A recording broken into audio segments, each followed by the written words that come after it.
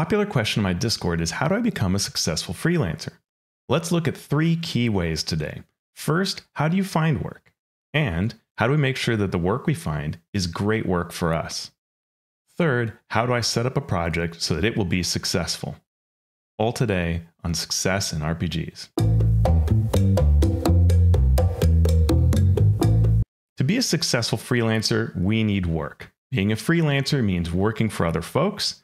They hire us, whether it's to do writing or layout or editing or art, whatever it is, cartography, whatever it is that you want to provide as a freelancer, other folks are going to hire you.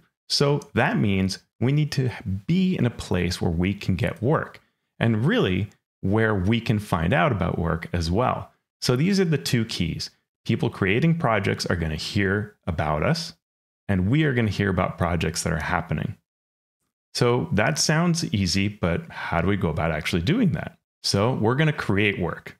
Even when we are not yet a freelancer or in between freelance gigs, we want to create work and we want to show off the work that we're making. We're going to get better over time. So even if we've had some successful freelancing, and that's great, good prior work will get you more future work, we want to keep creating so that we are always active, always learning, and we're showing off our own work. When we show off our work, we are proving our capabilities and our expertise. So as we create, we want to think about that. We want to, if you look at previous videos where I've talked about identifying what it is that you enjoy creating, what it is that you like doing, what makes you feel successful personally, and not what someone else might think is successful, but you actually feel successful about what you create, we want to show that off and work within those areas, right? So if you totally hate creating monsters, then don't do that as part of the creations that you're going to show off, right? You don't want that kind of work. It doesn't make you happy. But if you love monster creation, then that's a great thing to do. But if it's not the only thing you want to create, then you want to create other types of things as well and show that off so that people can see that work, get excited by it the way you're excited about it, and find you and choose for you to do that work. So your work can be found. That's great. People will start hearing about you, seeing work. As you get projects, they'll hear of the prior projects. And a key part there is to be recommendable. This means being the kind of person you would want to hire, right? Someone who works well with others, who landed all of the necessary ingredients for the project, right? You understood it, you asked great questions, you delivered on everything on time, it was fantastic work, you're recommendable, right? You were working well with other team members, you were kind to everybody on the project, right? You showed emotional strength. Those kinds of things are what get you recommendable in the industry and get you work over time, right? If you are doing great recommendable work, the same company will want to hire you again in the future. So this is one of the keys, not only to create your work and show it off, but be the kind of person that someone will say, hey, you know who does great work? This person. And even if you haven't done it for freelancing, right? So you might be giving away monsters on your, let's say, cartography. You're doing maps and you're showing them off on your website. And somebody says, I need a map. And they are recommended to look at your site because of the great quality, right? You may not even be doing it as a freelancer yet, but people are saying, wow, look at those maps. Somebody should hire this person to do this work. When we are creating our work, we want to do so as part of a community. A really important thing as a creator is to find a community that you can be a healthy part of. You help bolster that community, they help bolster you as well. And you together are all rising. At shows, I'm sometimes asked, how do I get the attention of well-known members of the community, right? What we might say famous to some extent, but established creators. What I often say is, don't worry so much about that unless you have specific questions for them, in which case, look them up on social media or on their websites, reach out to them via contact form, something like that.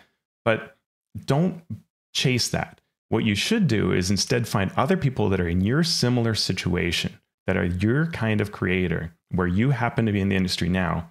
Create community with those types of folks, right? So if you're just getting started on publishing for Drive-Thru-RPG, that's your focus. Find other people who are doing that, clan together, and be a healthy part of that community. You will all rise together, and in so doing, can promote each other, right? Can help each other. You will be learning the same things. So if you're brand new to writing and you're just starting to discover, say, how to design a good adventure, If you find people who are fairly new at it, who are at your level of expertise, you'll have great conversations with these folks and you'll learn together and help each other and bolster each other. That will result in rising together and finding opportunities together as well. Often overlooked is to follow your interests. If you love Pelgrane Press, all of their products and their worlds, and you want to write for that, and that's what you'd love to be, then you need to spend time where those people are, right? Both fans, creators, the company. Be active in engaging them on social media if you like being on social media. Promote their things so they see, hey, you know this one person? Always promoting what we do, always behind, always interested, always supportive. If there are forums or discords or whatever for the games that you like creating for, being a part of that will help you understand what the fan base enjoys. When creators are there, you will see their creations. If they do streaming and you show up to the streams, they'll know that you care about what they're up to, right? So follow those interests so that you are an active member of that community. Creators that are smart will pay some attention to that fan base, to those community areas. They'll notice your involvement and your interest, and they'll pay attention. If you're creating things around your interest areas, right? Like my own homebrewed free Pelgrane Press adventure for 13th Age. Well, you do that enough times and people will say, you know who's been creating 13th Age constantly? This person. If we're going to have a project and bring in a freelancer, we'll probably think about them, right? Now, the smaller the company, the smaller the chances because there are a few opportunities.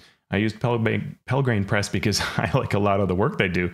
That doesn't mean that there are a lot of jobs freelancing for Pelgrane Press. So research that beforehand. But if that is really your dream, or if doing that kind of work interests you, then you want to follow those interests so that you can act upon them and be part of those communities. The last, but just as important as any of the other points, is be easy to find and contact. If you are creating great work, if you are recommendable, if people are going to hear about you, if you're part of this community, and so folks are going to talk about the work that you do, you're hoping that eventually that reaches the ears of someone who's going to hire you. And they've got to be able to find you easily, right? You can't expect an employer to do lots and lots of work to figure out how to possibly get in touch with you, right? It can't be that the only way to reach you is through someone else or following a series of links, some of which are outdated. No, you've got to have an easy way that people can find you. Ideally, it's a website, but even something like a website that links how to contact you, a social media post that the first pinned post is a very clear, here's how to get in touch with me, something like that, right? Because the reality is folks don't want to write to you via something like, say, Twitter or Mastodon and say, hey, I want to get you a job, right? Then nobody wants to be public about that kind of an offer. They want to reach you in a private way. In fact, email is a really good way to reach someone and say, here's the project we're looking for. Are you interested? So can they find your email, right? If not, is there at least a web contact form? Think about creating that so that you will be easy to find and easy to contact. I'm going to talk about this in the future in more detail, but having a website pulls everything together. It allows you to show your portfolio. It allows you to talk about what you're up to. It probably could have a mailing list so that people can subscribe to you and stay up to date. And it can have a contact form or email so that folks can really easily find you. Now, I want to go back and talk about something that's really important, which is that as a freelancer, you are getting paid by the project. Sometimes it's a word rate. I really want to suggest that you take a look at my previous episode, episode 3, the horrid truth about freelance pay. That is really eye-opening. It was eye-opening even for me researching it to see how many projects you need to land as a full-time freelancer to have a livable wage in most of the United States. Take a look at that, because what this often tells me when I look at this and I consider this is living solely as a freelancer, it's not really affordable for most people. In fact, it's unaffordable for most people. Let's be straight up about it, right? It is not even a doable, let alone easy path for most people. So if you want to be a successful freelancer, you have to understand the finances of freelancing. And that what this means is not only will you be chasing work constantly, but all that downtime will be huge problems for your income. That means you need to be creating often, not just to showcase your work, but also to sell your own work. So oftentimes a successful freelancer is someone who freelances and creates their own work. So in between your projects, you're creating your own things and selling those things. So an important part of being a successful freelancer is understanding that back and forth of working on your own work and growing that way professionally and deriving an income from that and working for others. What many folks find is that success is more easy, not through being a freelancer, but through creating your own work. It's not for everybody either, though. And we'll talk more about that in a future video. Not only do you want to create often so that you are showcasing the work that you do, and so other people can see the work you're making, but you want to create so that you can derive income from those creations. So we want to show off a monster on our website that we created, sure, but maybe that's the free version of 5 monsters that we bundled in a product that we are selling to others, right? So people can see, oh, look, they're a great creator, they're doing this, but we are deriving income in between our freelance projects. And that ebb and flow, or let's say the balance between projects that we do for freelancing and projects that we do for ourselves may change as we find that we are having more success in one area or the other. And this really is actually part of being a successful freelancer, finding that balance between your own work and work for hire.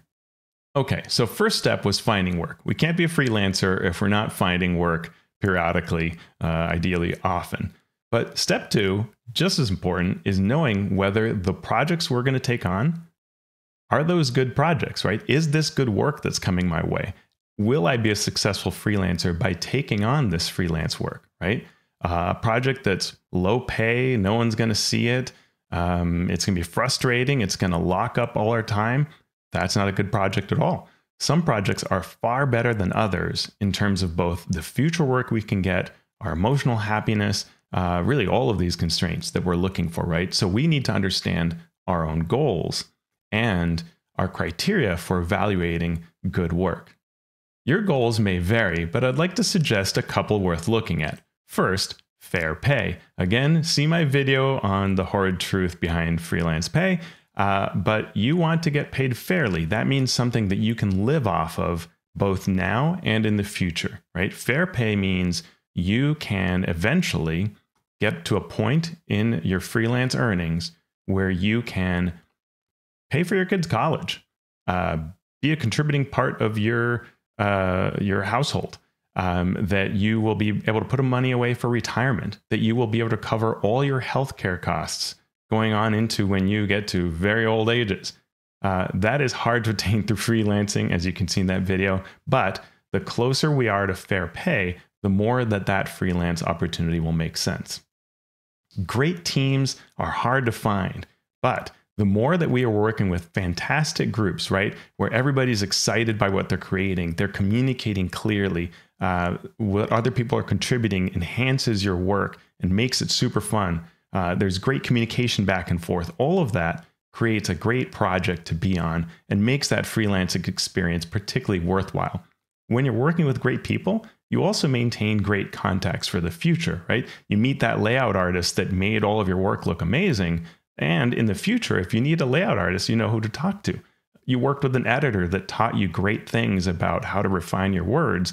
And now you know a great editor to reach out to with questions or to provide them with opportunities, right? So teams become people you get to know, whether you're doing the art, the cartography, the editing, whatever your role might be. You meet the other people that are part of the team, including project leadership.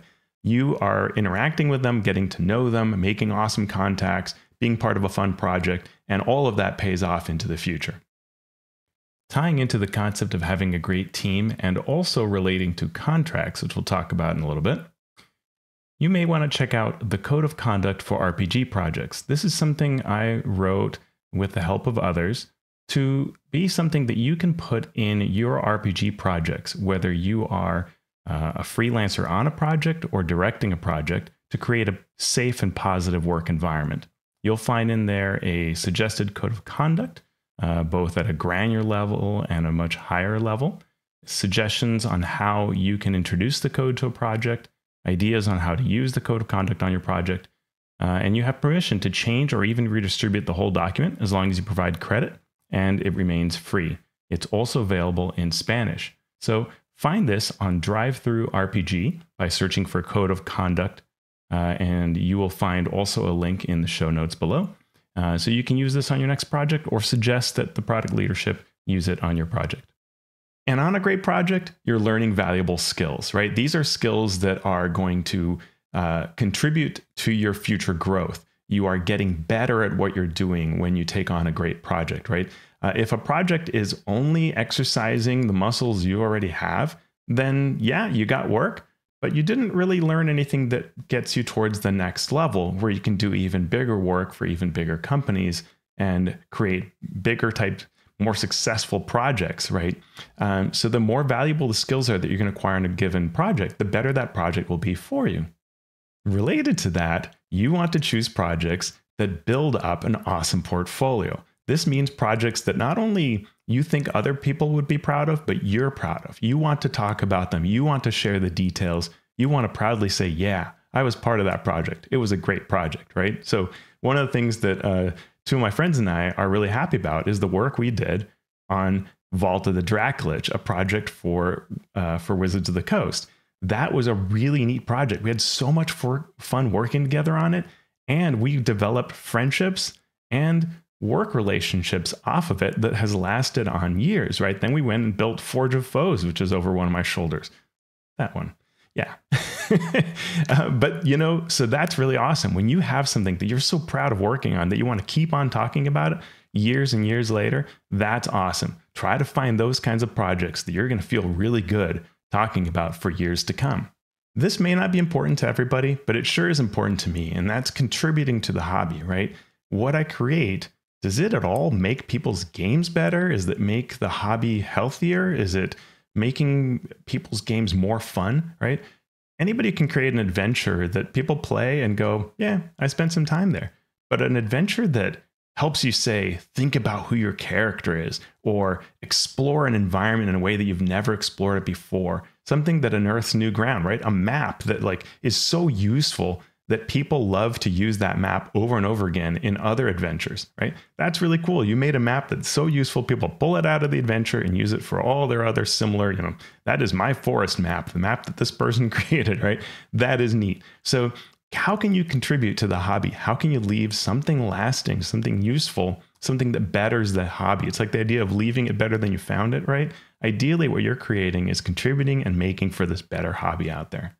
Similarly, can we make art, right? One of the folks from Penny Arcade I worked with would often talk about this, am I making something that's just a unit of production, or am I making something artistic, something cool that I feel proud of and that other folks will appreciate, right? So in your projects, when we are looking at the project that's coming our way, we can think, is this going to allow me to make art? And are they making art? And am I part of that to make something neat, something worth appreciating that people step back and take in, right? The way you look at a cool painting when you're in a museum. Am I making art? Is this project part of that? Is a really neat question to ask yourself. They don't all have to be that way, right? Sometimes we're paying bills, right? It's a job, but the more that we're making art, probably the happier we'll be, and the more that it'll link to those previous items, like being proud to talk about it in your portfolio, making great connections with people over it, because we're so excited to work on an artistic, neat project. Okay, so if step one was finding work and being found by others who are providing freelance work, step two was understanding our ideals, right? What we care about on a project. Step three is understanding the project itself. As we're assessing and getting ready to accept a project, we're learning enough about it. We want to make sure that we grasp exactly what this project is so that we're positioning ourselves and also our employer for success. When we first hear about a project from the employer, we want a contract, right? So it's fine if initially they just want to loosely tell us about the project. That's cool, gets us interested, answer some questions, but eventually, in order to say that we are fully doing it, we want a contract. A contract is always in your interest. Smaller companies may not use it, but it's good to ask for one, at the very least, to write all your understanding back to the customer or to the employer and have them say, yes, that is a correct understanding. But ideally a contract. There are two types of contracts. One is there is the legal contract you're going to receive. So what might be in the legal contract? This is a quick kind of review of the major pieces. Probably there will be some dates that say the project spans from this time, which is like now, to maybe the end of the year or sometime next year, right? Some maximum time period. It's 3 months from the start, something like that. And after that, it'll end unless someone doesn't say, hey, let's re-up this and extend this contract, right?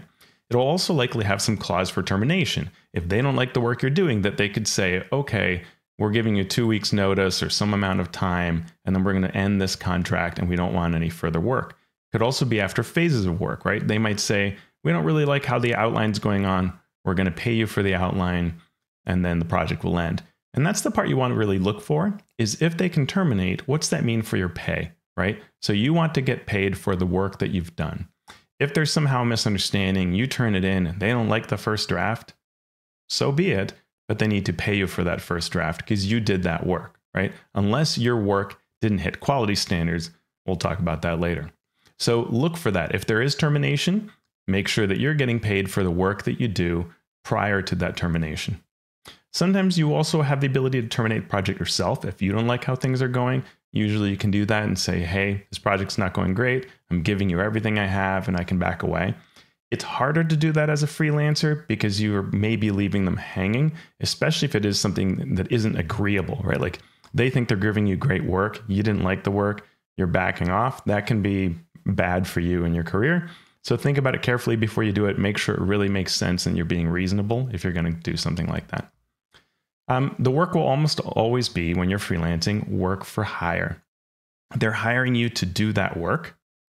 That work is theirs, right? You don't own it. So if you develop some world, a campaign setting, and you sell it and you give it to this company as part of the work for hire, they own that 100%. You don't own it. You don't get to later expand upon it or add to it or create a supplement for it. No, it is all theirs. Even if it's something that's their IP, you cannot then create your version of it, right? So if somebody asks you to work for Marvel and develop superheroes, you can't then go and say, well, but that character, I wrote that character, they're my character. No, like even if they're a brand new character, everything you did on that project, they own, it's theirs. And they get to change it. So if you turned it in, you think this is the coolest thing ever, and they go, yeah, we're actually going to change all these things about it, they get to. That's freelancing. Now, maybe your employer will say, we're going to check with you before we make changes, but that's rare. And if you want that, you need to say upfront that you want that, because the general understanding will be whatever you turn in, they can do whatever they want to it. They own it. They could publish half of it, not publish it at all, whatever it is. And speaking of that, if you need to be sure about how you're going to get paid.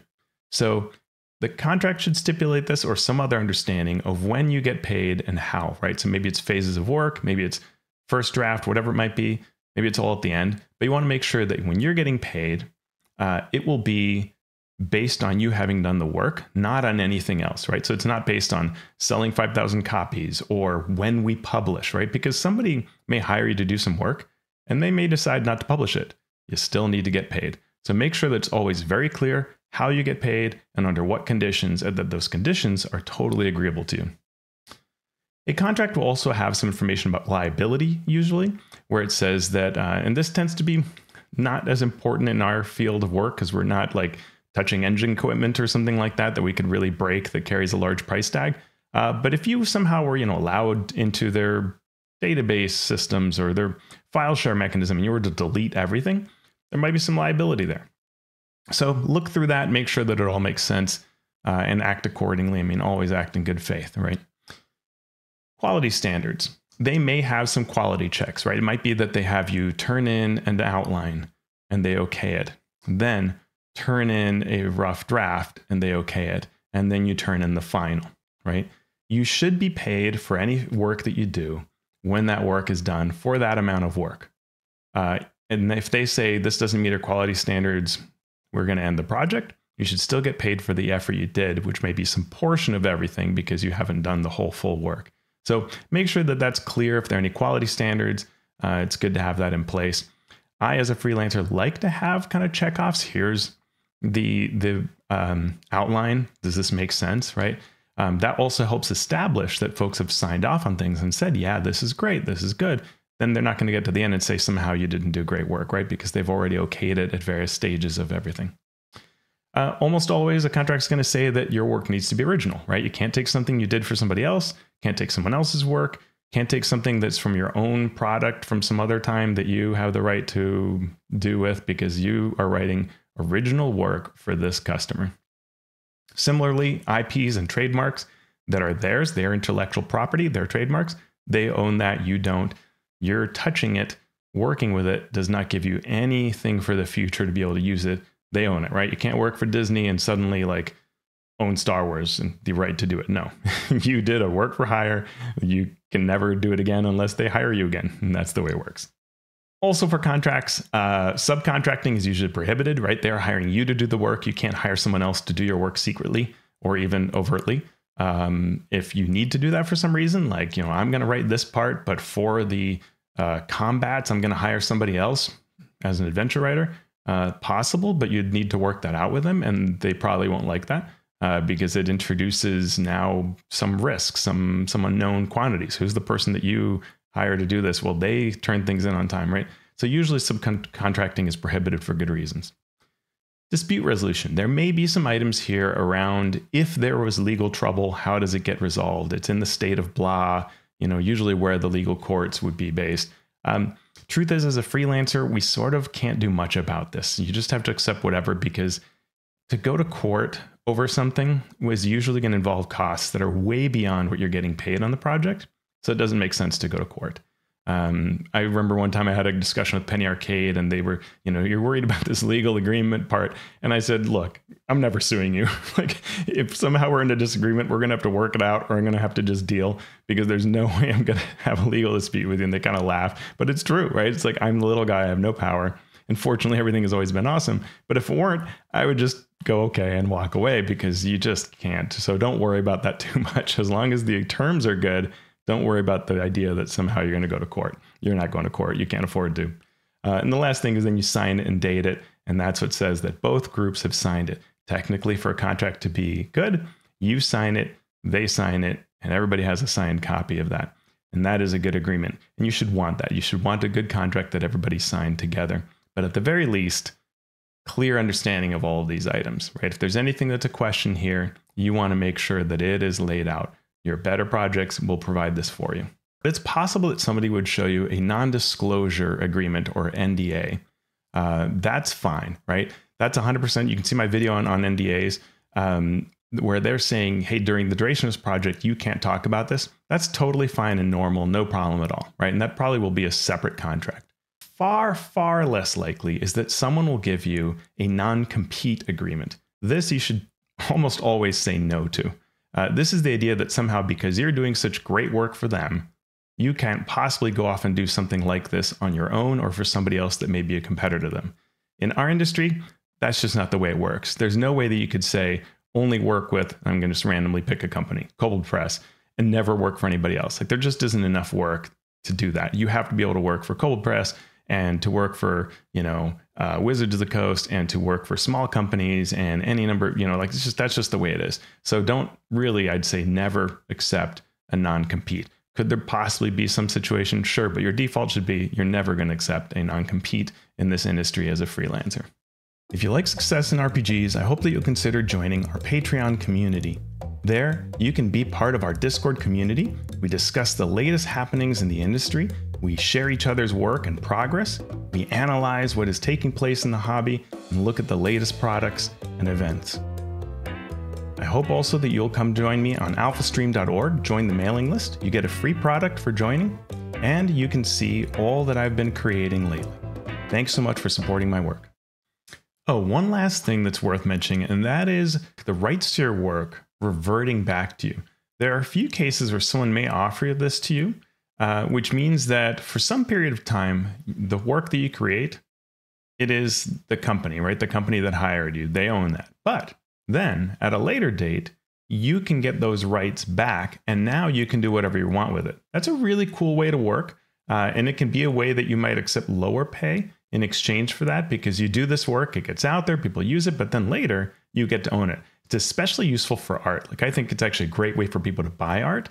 You're buying art for a project and you say, hey, could I buy this art from you, pay maybe a little bit lower rate, of a rate that's a little easier for me to afford, but at the end of, a year or whatever the time period might be, you'll get the rights to the art back and you can sell it to someone else, use it however you want, and so on. And so the artist could potentially earn several times off of that same art because of the way that the rights reverted. Similarly, if you write for somebody, I know Ian World used to do this, you could write for them and then you could use it again. Now that's only helpful if you're going to actually carry through on that, but it means you could sell things to somebody like Ian World.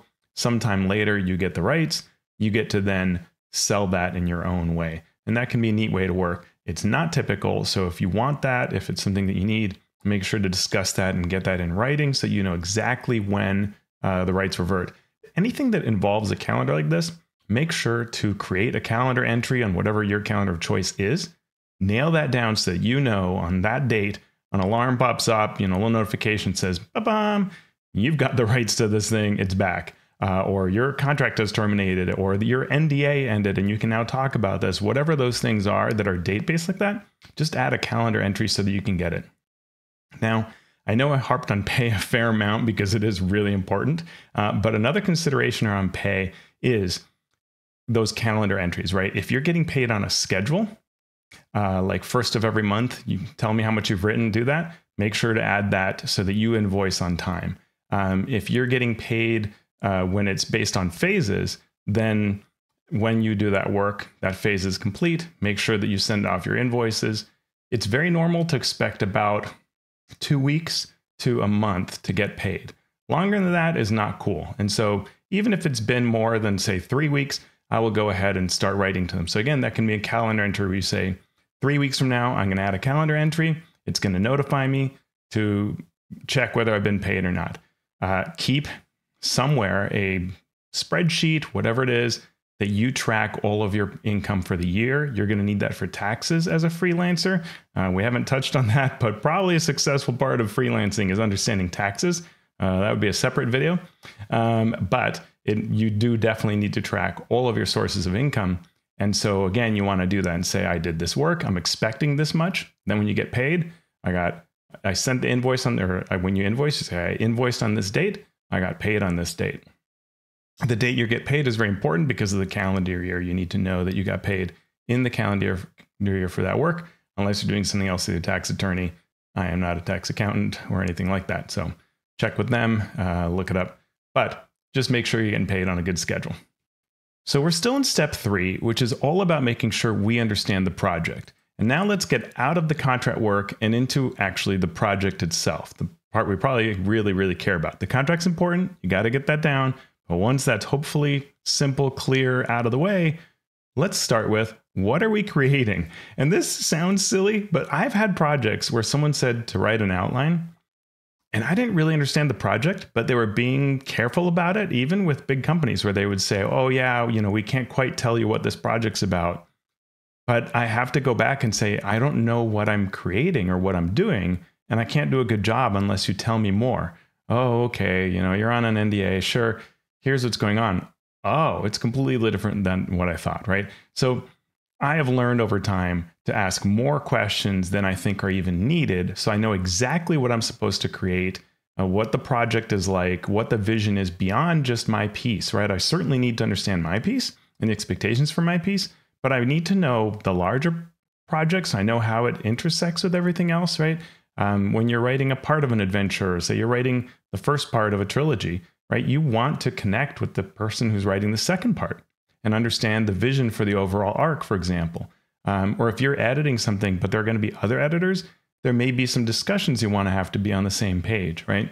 So all of this becomes really important to define exactly what you are writing or creating in light of the larger project so that you know exactly what to deliver. It's always good to jump on a quick call. Let's just pop over onto Discord or some sort of web call to say, hey, here's what I believe I'm creating. I just want to make sure I'm 100% on point. Let me say it back to you. And that's a really good term to use, right? Let me say this back to you to make sure that what I'm saying is clear, right? And then they can say, well, actually, and tell you, that what you're not understanding, set you right in whichever way, right? Equally good is to have a phase where you provide an outline. That lets everybody know, as long as they read the outline you'd hand in, that yes, you are on point. This outline will meet their criteria. It's amazing how often this becomes really complicated.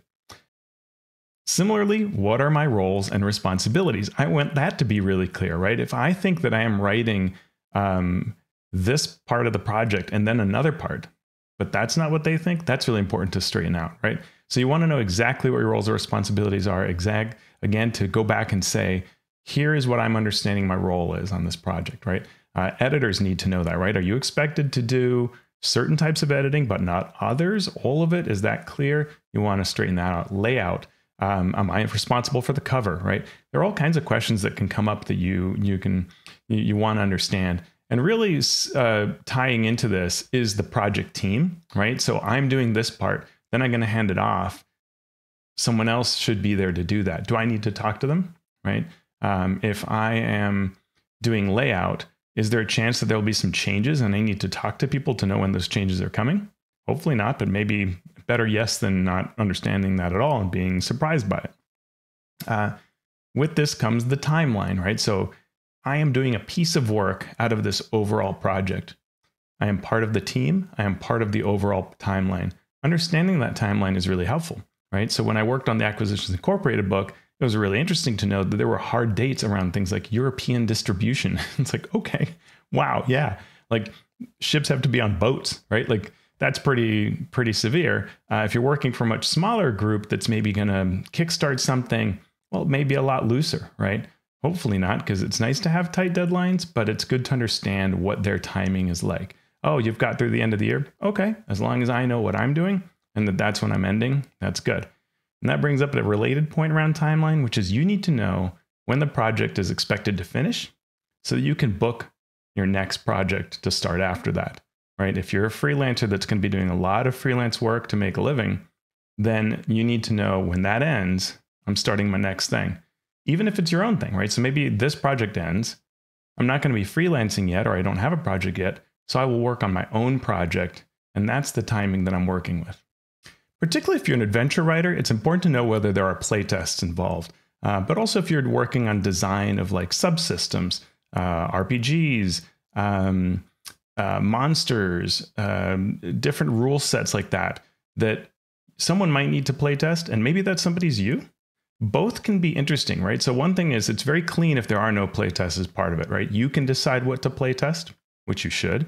But then, okay, I'll just do it, but I'm writing, I'm creating, and then I'm handing it off. And how you do that is up to you. I'm done with the project. That's fine. That's a clean way to do it. Not so clean is for somebody to say, oh yeah, you should play test it, or maybe we'll play test it. Now we don't know whether we're going to have revisions and how that's all going to work. So it's better to know up front, right? If I'm expected to playtest, if I'm expected to spend extensive time on playtests, then I should get paid, right? So like board game design, I like to have that playtest time be something that is part of the project accounting, because I have to do a lot of work, right? Hours of play and refining and thinking and providing that information probably to the company. So that becomes really important to say, yeah, I did the playtesting, here are the results. If on the other hand, the company is going to do playtests, that can be important because I know a fair bit about playtesting. And if the company just runs a game with their buddies, the results of that may or may not be statistically important, right? I don't know what your character builds were, what the style of play was, how the DM ran things, how loosely or tightly to the word that was written. I don't know what the results of this playtest mean. So if you come back and say, we ran this internally and it was hard, I don't know that I should make any change unless you say it was really hard because half the party was stunned and unable to take actions, and the few that couldn't reach the enemy because they lacked any way of climbing up to the platform. Now I can think about, okay, yeah, this control is an issue, the terrain's an issue. I can work on that so that it's less likely to be frustrating. But if you just tell me something's hard, well, maybe you have very casually made characters. I don't know, right? So playtesting, if you are expected to make revisions based on playtesting, it's good to understand what they're expecting of you around that playtesting. That brings us to revisions. If you are expected to revise, you want to know that and ideally get paid for it. So companies like MCDM, you can see the art for Flea Mortals right below me. Great to work with them because when they ask you to make big changes, they pay you for that word, for the words that you change. And that's amazing, right? Because I've had other projects where I did my work. It all felt like a very good, very positive project. And then they wanted more changes and conversations and meetings. And that's a lot of effort. Right now I'm spending a lot of hours not designing or designing, but not getting paid for it when I want to be moving on to my next job, right? Because this is what I'm trying to do for a living. So revisions, that's important to understand whether there are going to be revisions and how that's handled in the project.